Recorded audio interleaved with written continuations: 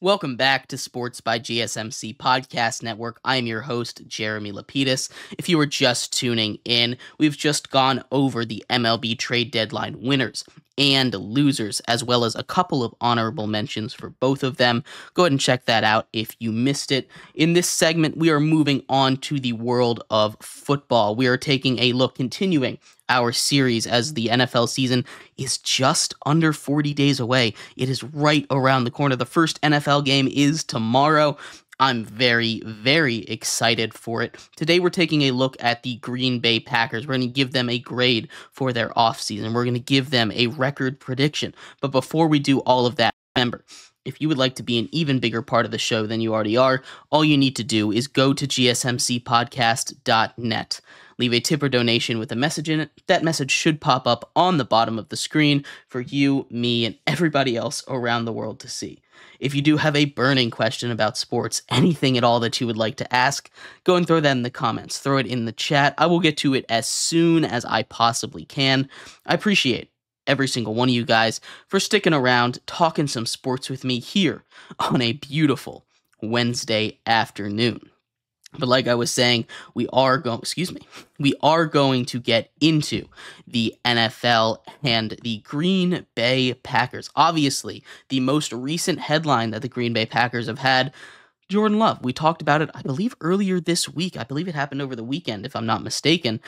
Jordan Love signs a massive 4-year, $220 million deal, tying him for the highest paid player in NFL history with Joe Burrow and Trevor Lawrence, who signed his deal earlier this offseason as well. The NFC North continues to be busy with extending their own guys. The Packers are no different, although they did take a little bit of a different approach. They did, let a couple of guys go. And when we were talking about the Vikings, I did promise I would get into this a little bit because it's something I don't understand. The Packers, for all the good that they did this offseason, and I really like a lot of their moves that they made this offseason. You talk about extending Jordan Love. That is a great move. You have your quarterback of the future secured and nailed down for you. You also bring in Xavier McKinney to fix that defense, a defense that was already pretty solid, but bringing in Xavier McKinney, to pair across from, Javon Bullard and, Jair Alexander at cornerback. This is a much, much improved secondary. I love Xavier McKinney. I think that is a huge get for them, as well as, extending Kenny Clark, drafting some linebackers and Edgerrin Cooper as well. This is a Packers team that has a really, really good defense set up. But when it comes to offense, I have a couple of concerns. And really I have one concern with this Packers team, and it's at the running back position. This is a running back. This is a team that, as much as it has been famous for its steady hand at quarterback, Brett Favre to Aaron Rodgers, now to Jordan Love seamlessly. That's not to say they were without conflict, but power was passed down in a relatively seamless way. There weren't seasons in between where they kind of sucked and then got their guy. They had it on tap, ready to go, and the receiver situation is really good. But as much as this Packers team has been famous for relying on that quarterback play, which it has 2 Hall of Famers in a row. You don't get to be this good and this consistent without 2 Hall of Famers. But especially with this current coaching staff, they rely a lot on the run game. They really do. This is a run game that is extremely underrated, and it was headed by one of the most explosive guys in the league in Aaron Jones, one of the premier dual threats at running back, right? His ability to go and catch the ball is second to none. You can talk about Christian McCaffrey and his ability to be a wide receiver in the run as a running back, or Saquon Barkley and his ability to be receivers as running backs. And yes, they have that talent. But when you look at Aaron Jones lined up on the outside, running some post routes, he's the running back that I would take to transition into a wide receiver. He is an explosive player, and they let him walk in favor of Josh Jacobs, who's just a year or two younger than him. They give him a bigger contract than Aaron Jones was going to take. And I know a lot of this is about money, but I hate this move. I think a lot of people are justifying this, saying Aaron Jones has, injury issues. Have you not been watching Josh Jacobs? Josh Jacobs goes off for a season, leads the league in rushing, doesn't play for a year because of injuries. Leads the league in rushing, doesn't play for a year due to injuries. This guy is just as inconsistently available as Aaron Jones is. And he doesn't have that same pass catching ability. He's not as explosive, as fast. I don't understand this move. And I know a lot of other people say this was a good move. I think this is a mistake. I don't think this is a mistake that's going to cost them dearly, because this is a team that, Josh Jacobs isn't bad. It's just a downgrade, and it's an expensive downgrade. You paid him more. Aaron Jones goes out and he signs, a 1-year, $6 million deal.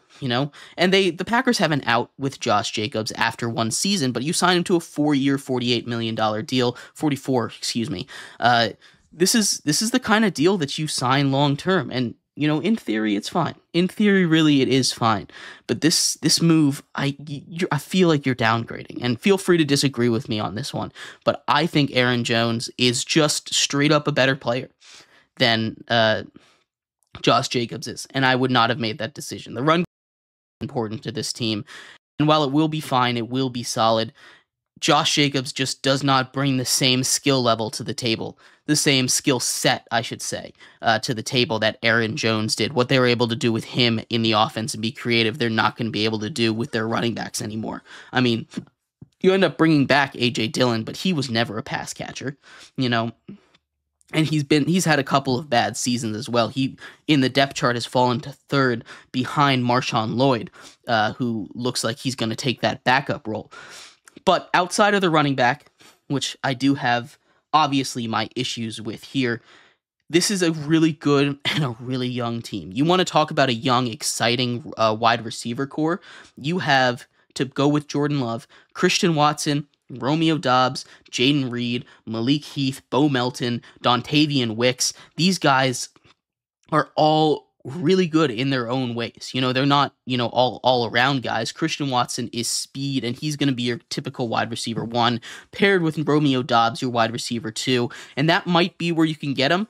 They don't have, that elite wide receiver, but that is a 6 wide receiver rotation, all of whom are really good. You could plug in and play on most teams, these guys, at least in a gadget role for all of them. And they're going to be able to be really creative offensively. They're going to be able to go and do whatever, they want offensively, because they have all these weapons. And maybe they can use some of these guys in a Deebo Samuel role. This offense has a lot of different options to progress and how it's going to progress, and I really do like this Packers team. I like how it's built. Again, that defense is really solid. They have a really solid secondary, headlined by Jair Alexander at cornerback, Xavier McKinney at safety. Even their other guys. Eric Stokes, solid, fine. You want a little more depth, but this is a Packers team that isn't really super weak at any position, and this is a team that and we've seen them. They obviously went on a little bit of a run last playoffs. They beat they won a playoff game with Jordan Love, and he looked great. This is a team that if they can continue their production, especially down the stretch of the season, they were 2-5 at one point last year, and they came back and made the playoffs and won a playoff game. So this is a team that's really good. It's got tons of momentum going for it, and I just have a small issue with it, and that's at the running back position, which is still fine. Josh Jacobs is going to be good, and he's going to be more of a bell cow guy, but I just don't love the move there. I think Aaron Jones gives you more options, more explosivity in that offense. But anyway, I'm going to give them, I really love I'm going to give them a B+. Going to dock them from an A- to a B+ because of my personal opinion that they downgraded there at the running back position. But those are my thoughts there Let me know what you guys think. I'd love to hear your thoughts on the Packers offseason.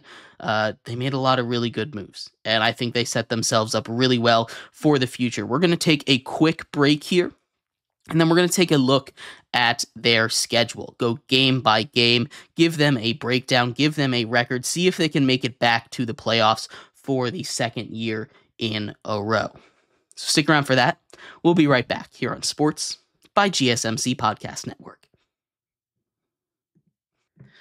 Welcome back to Sports by GSMC Podcast Network. I am your host, Jeremy Lapidus. If you were just tuning in, we just finished talking about the Packers offseason. I gave them a grade of B+.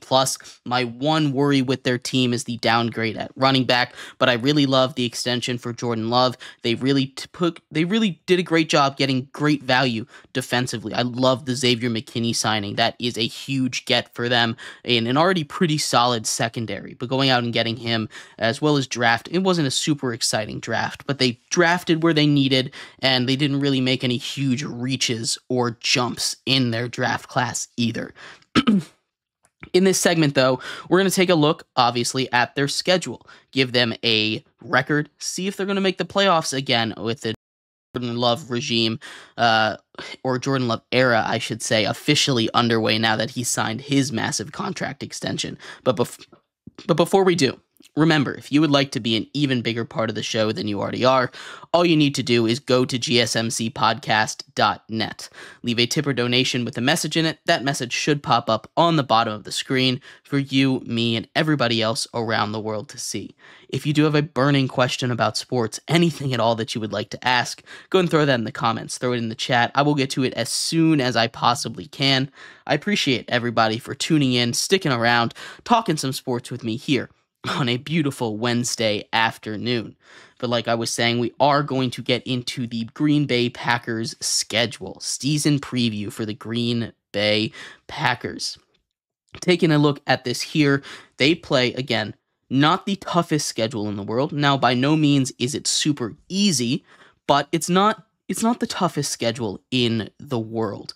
This is a team, again, that improved from last season. Last year, they were able to sneak into the playoffs after starting off nice and slow. They have a nice bye week, week 10, kind of middling, gets you ready for the slog that is the last half of the season, going up against a couple of tough opponents after the bye. Pre-bye, though, they obviously start their season off in Brazil, Friday night, second game of the season against the Eagles, but then they don't play another playoff team until or at least from last season, until week 5, where they play the Rams. They only play 4 playoff teams before their week 10 bye, that being the Eagles, the Rams, the Texans, and the Lions. They only play 4 playoff teams from last year beforehand. So this beginning of the season is going to be important for them if they want to challenge for the for a top seed for a division for the division, really. This is a team that could be challenging for the division after everything they added this offseason. But let's start off in week 1. They take on the Eagles. The Eagles are much improved as well. I like what they did over there with adding Saquon Barkley, a team that was on the opposite trend of than the Packers were. They were heading down when the Packers were heading up. I'm giving the Eagles a win here in week 1, going to Brazil. I just think the Eagles are going to be ready for it. Not that the Packers won't be, but I think the Eagles are a better team than the Packers are, and the Packers start off 0-1. Week 2, rebound at home, a home opener against the Colts. They take on Indianapolis here. I like the Packers in this game. Like I said, I like this Packers team. This is a team that's really good. Now, the Colts are going to be scrappy. They're going to be solid, but I'm giving the Packers a win here against the Colts, 1-1 after 2 weeks. Heading into week 3 against the Titans, another battle against the AFC South, a division that could be really good or could be really, really bad. It could go either way at this point, but we're taking the Packers to go 2-1 in the early season, beating the Titans on the road before heading back home to take on the Vikings. And I think the Vikings are going to win this first matchup against the Packers. This is gonna be an interesting game. I'm curious to see what this quarterback situation is for the Vikings, but I think the Vikings will take care of business against the Packers. 2-2 heading into week 5 against the Rams, their second playoff team of the first half of the season, we'll say. They take on the Rams in LA. Matthew Stafford in LA, I think, is going to be too much for the Packers to handle. They take care of business, handing the Packers the third loss of the season as they fall to 2-3. Week 6 against the Cardinals. Back home, a lot of travel for them. Home, away, home, away. The Cardinals have a little bit of an easier travel schedule there. But I'm going to give this one to the Cardinals here. They haven't taken nearly as many plane miles there, and the Cardinals at that point, at least when my model is 100% correct heading into week 6, of course, the Cardinals will be 0-5 at that point, break the streak against the Packers. It's 3 straight losses for the Packers heading into a tough game against CJ Stroud and the Texans at home, but I'm going to give this one to CJ Stroud. I think that team is much more put together, and I really like all their offensive weapons. So that's 4 straight losses for the Packers, and after week 7, they fall to 2-5. 2 more games until a much needed bye, and I have the Packers winning those next 2. First one on the road at the Jaguars. Trevor Lawrence, a battle of quarterbacks that signed $55 million contracts this offseason. I'm giving it to the Packers as they break their losing streak to 3-5 before going to take on the Lions in Lambeau before the bye. Rivalry game. This is an important game for the division. I'm taking the Packers in this game as well. They win 2 straight heading into the bye week, week 10, and enter in at solid form. 4-5, not the worst. They head into what is the harder half of their schedule, having to take on the Niners, the Dolphins, the Lions, the Seahawks, and a couple of other teams. It's a relatively balanced schedule, but the heavy hitters are on the other half of it. They take their bye week, and then they go and face the Bears and Caleb Williams for the first time. The Bears and Caleb Williams have not been much of a problem for the Packers recently, and I don't see anything changing there. The Packers win their 3rd straight game, this time coming off of a bye, and improve to 5-5 on the season. And then a big test at home against the San Francisco 49ers. Obviously, we saw how this ended last season. I'm taking the Packers to win this game. The Packers, Jordan Love, I think they'll be good enough to take on the 49ers. The 49ers aren't going to have a perfect season this year. I have them losing here to the Packers. So that's 4 straight wins after 4 straight losses. They improve to 6-5 on the year. It doesn't get easy because then they play the Dolphins and the Lions back to back. Dolphins are at home in week 13, so if it snows, maybe this changes, but I'm giving the Dolphins a win here. Obviously, we know Tua's issues with the weather sometimes. But I'm going to believe in this Dolphins team, and I'm going to believe in Tua to improve. So I'm taking the Dolphins to win this game and the Lions to win at home as they travel down to Detroit. They're not going to beat the Lions twice this season. So after 14 weeks, the the Packers fall to 7-8, 7-7. I apologize. I did my math wrong at this point. They are 6-7 on the year heading into week 15. Now, to close out their season, they've gotten through the hard part. They get the Seahawks, who could be a challenge, the Saints, who I feel like are going to be really up and down, the Vikings, and the Bears. Those are 4 teams who didn't make the playoffs last year to close it out.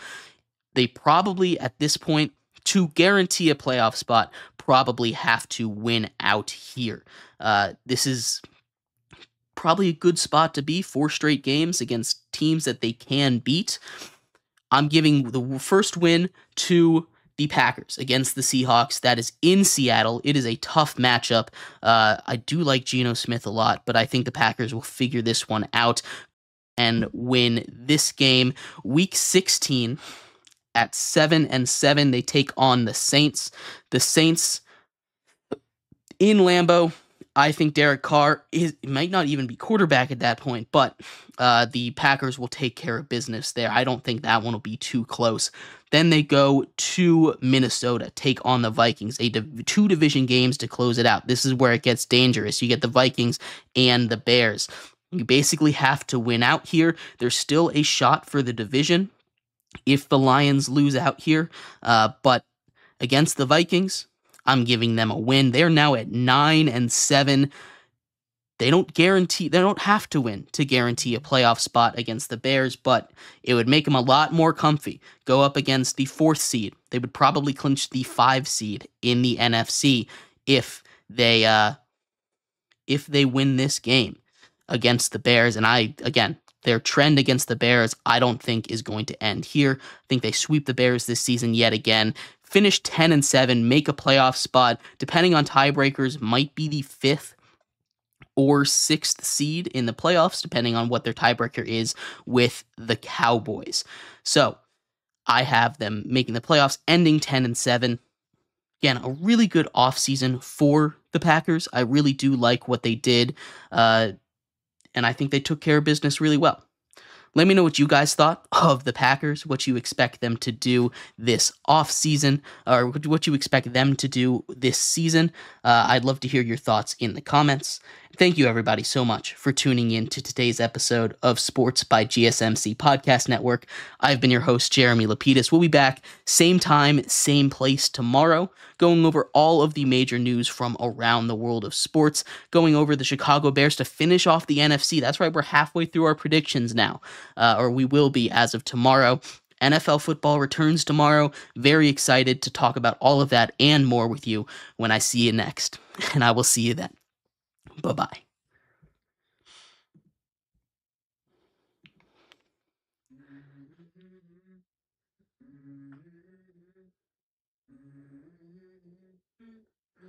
Let's